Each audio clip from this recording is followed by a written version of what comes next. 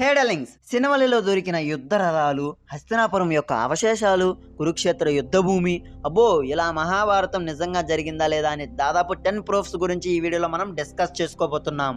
మన దేశంలో హిందువులు ఎంతో పవిత్రంగా భావించే ఇతిహాసాల్లో మహాభారతం కూడా ఒకటి.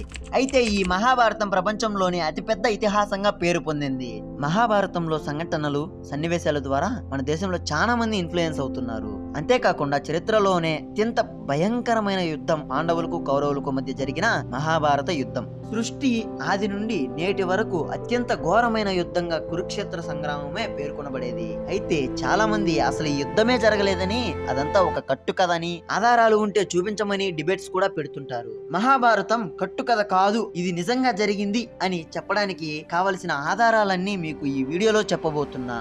సో వీడియో చాలా ఇంట్రెస్టింగ్ గా ఉండబోతుంది. ఎక్కడ స్కిప్ చేయకుండా చివరి వరకు చూడండి డార్లింగ్స్. మహాభారతాన్ని వేదవ్యాసుడు 18 పర్వాల్లో రాశాడు. ఇందులో 1,00,000 అధ్యాయాలు, 18 లక్షల పదాలు ఉన్నాయి. ఈ 18 లక్షల పదాలలోనే అన్నదమ్ములైన కౌరవులు మరియు పాండవుల మధ్య జరిగిన మహాయుద్ధాన్ని చూపించడం జరిగింది. కానీ మహాభారతం కేవలం ఒక మహాయుద్ధం గురించి చెప్పే గ్రంథం మాత్రమే కాదు, హిందూ ధర్మం గురించి వివరంగా చెప్పినటువంటి గొప్ప గ్రంథం. అయితే ఈ రోజు మహాభారతం నిజంగా జరిగింది అని చెప్పే 10 సాక్ష్యాల గురించి చెప్పబోతున్నాను. Be ready.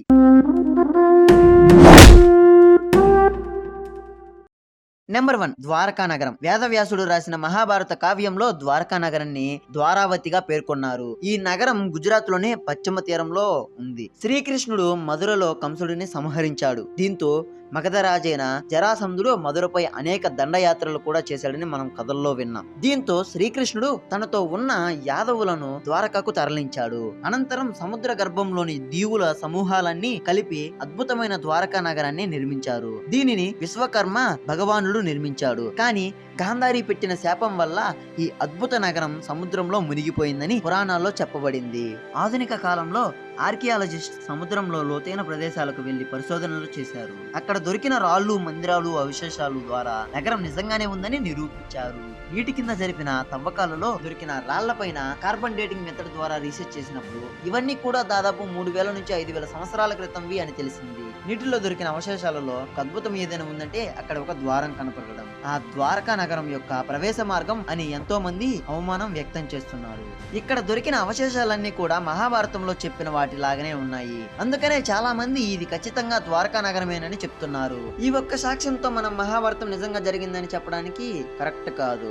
సో నెంబర్ 2, సినవలిలో దొరికిన యుద్ధ రథాలు. సినవలి నేటి హస్తినాపురానికి సరిగ్గా 90 కిలోమీటర్ల దూరంలో ఉన్న ఒక గ్రామం. బాగ్పట్ జిల్లాలో ఉన్న ఈ గ్రామంలో ఆర్కియాలజికల్ సర్వే ఆఫ్ ఇండియా 5000 సంవత్సరాల నాటి యుద్ధ రథాలను వెలికి తీశారు. కేవలం రథాలు మాత్రమే కాదు, వాటితో పాటు పురాతన కత్తులు కూడా దొరికాయి. వీటన్నిటికంటే ఇంట్రెస్టింగ్ ఏంటంటే సినోవలి ప్రెజెంట్ ఢిల్లీ.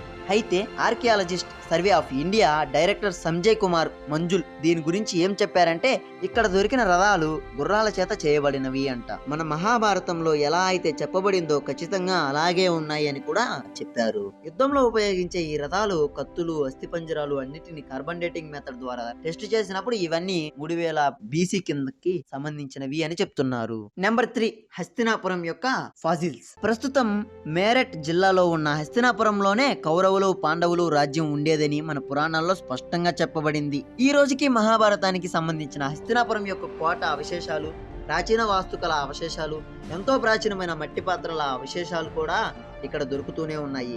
చరిత్రకారుల ప్రకారం హస్తినాపురంలో దొరికిన ఈ అవశేషాలన్నీ మహాభారతంలో చెప్పిన విధంగానే ఉన్నాయని కూడా తేలింది. అలానే మహాభారతంలో చెప్పబడిన ఎన్నో నగరాలు ఈ రోజు కూడా మన భారతదేశంలో ఉన్నాయి. హస్తినాపురం, ఇంద్రప్రస్థ, ఢిల్లీ, మధుర లాంటి నగరాల గురించి మహాభారతంలో అప్పట్లోనే వర్ణించబడింది. నెంబర్ 4, లక్క గృహం. మహాభారతంలో దుర్యోధనుడు పాండవులను అంతం చేసేందుకు లక్క గృహాన్ని నిర్మిస్తాడు. కానీ ఆ గృహం నిప్పుకి ఆహుతవుతుందని పసిగట్టిన విదురుడు పాండవులను అప్రమత్తం చేస్తాడు. అయితే పాండవులు ఆ స్వరంగం తవ్వుకొని దాని నుంచి తప్పించుకొని గంగా నది గుండా బయటికి వచ్చారని మనం పురాణాల ప్రకారం ఈ సంఘటనని విన్నాము. అయితే ఇది ఉత్తరప్రదేశ్ లోనే బాగ్పట్ జిల్లాలో ఉన్న బాన్వా అనే ఊరిలో జరిగింది. ఆర్కియాలజిస్టులు ఇక్కడ చేసిన తవ్వకాల్లో ఈ సంఘటన ఇక్కడ నిజంగా జరిగిందని నమ్మడానికి ఎన్నో ఫాజిల్స్ లభ్యమయ్యాయి అని తెలియజేశారు. నెంబర్ 5, కురుక్షేత్ర యుద్ధ భూమి. కురుక్షేత్రం మన భారతదేశ చరిత్రలో గుర్తుండిపోయే పేరు. హర్యానాలో ఉన్న ఈ ప్రదేశంలోనే మహాభారతం జరిగిందని పురాణాల్లో చెప్పబడింది. చాలా మంది చరిత్రకారులు మరియు ఆర్కియాలజిస్టులు ఈ ప్రదేశంలో చాలా సార్లు తవ్వకాలు జరిపారు.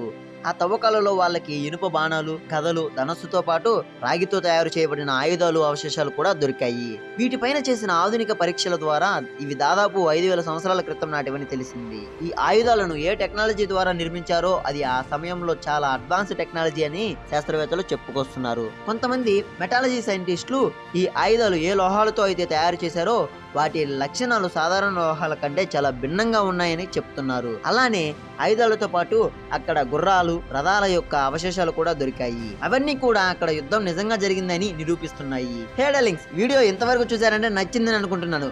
సో మీకు ఇంకా ఇలాంటి వీడియోస్ కావాలంటే వెంటనే మన ఛానల్ని సబ్స్క్రైబ్ చేసుకోండి. డార్లింగ్స్, మీరు వేసే ఒక్క లైక్ మన వీడియో పర్ఫార్మెన్స్ని డిసైడ్ చేస్తుంది. అలానే ఆ లైక్ నాకు ఇలాంటి మంచి మంచి వీడియోస్ చేయడానికి ఎనర్జీని ఇస్తుంది. సో వీడియో నచ్చితే ఫాస్ట్గా లైక్ చేసేయండి. Number 6, Saraswati river. మహాభారతంలో సరస్వతి నది ప్రస్తావించబడింది. దీన్ని ఆ కాలంలో అత్యంత పవిత్రమైన నదిగా కూడా భావించేవారు. కానీ ఈ రోజు అది పూర్తిగా ఎండిపోయింది. సైంటిస్ట్ అండ్ ఇంకా జియాలజిస్ట్ చేసిన రీసెర్చ్ లో సరస్వతి నది ఒకప్పుడు ప్రవహించింది, తర్వాత కాలంలో మాయమైంది అని గుర్తించబడింది. ఈ నది సింధు నాగరికత దారిదాపుల్లో ప్రవహించేదని తెలిసింది. నెంబర్ 7, అశ్వత్థామ ఉనికి. మీలో ఎవరికైనా అశ్వత్థామ గురించి పూర్తిగా తెలుసుకోవాలని ఇంట్రెస్ట్ ఉంటే డిస్క్రిప్షన్ అండ్ కామెంట్ బాక్స్ లో ఫుల్ వీడియో లింక్ ఇచ్చాను. వీడియో పెద్దదే కానీ సూపర్ గా ఉంటుంది. ఈ వీడియో చూసిన తర్వాత ఇంట్రెస్ట్ ఉన్న వాళ్ళు ఆ వీడియో కూడా చూసేయండి లింక్స్. నెంబర్ 8, ఖగోళిక మరియు జ్యోతిష్య ఆధారాలు. మహాభారతం నిజంగా జరిగింది అని చెప్పడానికి ఈ ఒక్క సాక్ష్యం సరిపోతుంది. మహాభారతంలో ఎన్నో ఖగోళ సంఘటనల గురించి స్పష్టంగా చెప్పబడింది. సూర్యుడి గ్రహణం, చంద్రుడి గ్రహణం, అలానే నక్షత్ర స్థితుల గురించి ముందుగానే వివరించబడింది. ఆధునిక ఖగోళ శాస్త్రవేత్తలు ఈ ఘటనలపై రీసెర్చ్ చేశారు. మహాభారతంలో చెప్పబడిన ఈ గ్రహణాలు మరియు ఖగోళ సంఘటనలన్నీ కూడా 3100 BCలో జరిగాయని తెలుస్తోంది. మహాభారతంలో చెప్పబడిన గ్రహాల స్థితులు ఆ సమయంలో అంతే ఉండేవని ఖగోళ శాస్త్రవేత్తలు ప్రస్తుత టెక్నాలజీని వాడి నిరూపించారు. అయితే అప్పట్లో ఈ టెక్నాలజీ ఎలా ఉండేది? దీంతో మహాభారతం కల్పిత కథ కాదని మనకి నిరూపితమైంది. నెంబర్ 9, తాళపత్ర గ్రంథాలు మరియు వింత ఆయుధాలు. తమిళనాడులో దొరికిన విచిత్రమైన తాళపత్రాలపైన, రాళ్లపైన మహాభారతంలో జరిగిన సంఘటనల గురించి వివరంగా రాయబడింది. ఈ శిలారేఖలు మహాభారతంలోని వీరులు ఏ ఏ యుద్ధాల్లో పాల్గొన్నారో చెప్తున్నాయి. ప్రాచీన తాళపత్రాలలో అర్జునుడు మరియు భీముడు చేసిన యుద్ధాల గురించి చాలా గొప్పగా చెప్పబడింది. అవి వీళ్ళ అస్త్ర విద్య నైపుణ్యాన్ని తెలియజేస్తున్నాయి. దీంతో పాటు రాజస్థాన్, గుజరాత్ లో దొరికిన కొన్ని ప్రాచీన మందిరాలలో దొరికిన ఖడ్గం లాంటి ఆయుధాల పైన కూడా కొన్ని విచిత్రమైన గుర్తులు కనిపించాయి. ఆశ్చర్యకరమైన విషయం ఏమిటంటే ఇవి కూడా సుమారు 5000 సంవత్సరాల క్రితం నాటివే. వీటిని చూస్తుంటే ఆ కాలంలో చాలా అద్భుతమైన అస్త్రాలను ఉపయోగించేవారని తెలుస్తుంది. Last but not least, number 10, Aihole శాసనం. ఈ ఐహోల్ శాసనం మొట్టమొదట 1876లో ప్రపంచం ముందుకు వచ్చింది.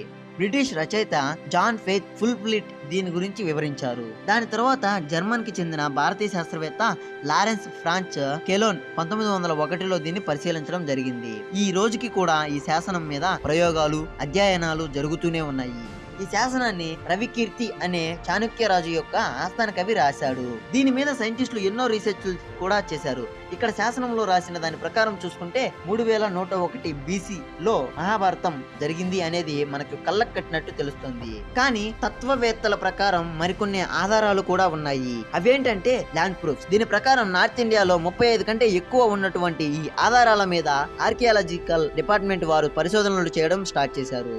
ఈ ఆధారాలు మహాభారతంలో చెప్పబడిన ప్రదేశాలను పోలి ఉన్నాయి. వీటిలో ఫస్ట్ ఎగ్జాంపుల్ హస్తినాపురంలో దొరికిన మట్టి పాత్రలు. ఉత్తరప్రదేశ్ లో ఉన్న హస్తినాపురం మహాభారతంలో కౌరవుల యొక్క రాజధాని. అలానే మహాభారతంలో ప్రస్తావించబడిన ప్రదేశాలన్నీ నిజమైన ప్రదేశాలే. అవన్నీ ఇప్పటికీ ఉన్నాయి. ఫర్ ఎగ్జాంపుల్ హస్తినాపురి ఉత్తరప్రదేశ్ లో ఉంది, ఇంద్రప్రస్థానం నేటి ఢిల్లీలో ఉంది, మరియు ద్వారకా గుజరాత్ తీరంలో ఉంది. కనుక ఇవన్నీ చూశాక మహాభారతం నిజంగా జరిగిందని చెప్పవచ్చు. ఇవే కాకుండా పాండవులు వనవాసం చేసిన ప్రదేశాలు మహాభారతం ప్రకారం పాండవులు తమ 14 సంవత్సరాల వనవాసంలో చాలా ప్రదేశాల్లో తిరిగారు. దానిలో మధ్యప్రదేశ్ లోని చిత్రకూట్ పర్వతాలు మరియు హిమాలయ పర్వతాలు కూడా ఉన్నాయి. ఈ ప్రదేశాల్లో ఇప్పటికీ పాండవులకు సంబంధించిన ఎన్నో మందిరాలు ఉన్నాయి. హిమాలయాల్లో బద్రీనాథ్ దగ్గర ఉన్న వ్యాస గుహ, భీమ్ బ్రిడ్జ్ లాంటి స్థలాలు ఉన్నాయి. ఫైనల్ గా ఈ ప్రూఫ్స్ అన్ని చూస్తుంటే మహాభారతం నిజంగా జరిగిందని అనిపిస్తుంది. నాకైతే అలా అనిపిస్తుంది. మీకేమనిపిస్తుందో కామెంట్ చేయండి డార్లింగ్స్. ఇంకేం లేదు డార్లింగ్స్, ఈ వీడియో ఇంతటితో క్లోజ్ చేద్దాం. నెక్స్ట్ వీడియోలో మళ్ళీ వస్తాను. సబ్స్క్రైబ్ చేసుకుని మీరు కూడా నెక్స్ట్ వీడియోలో కలుస్తారని నేను అనుకుంటున్నాను.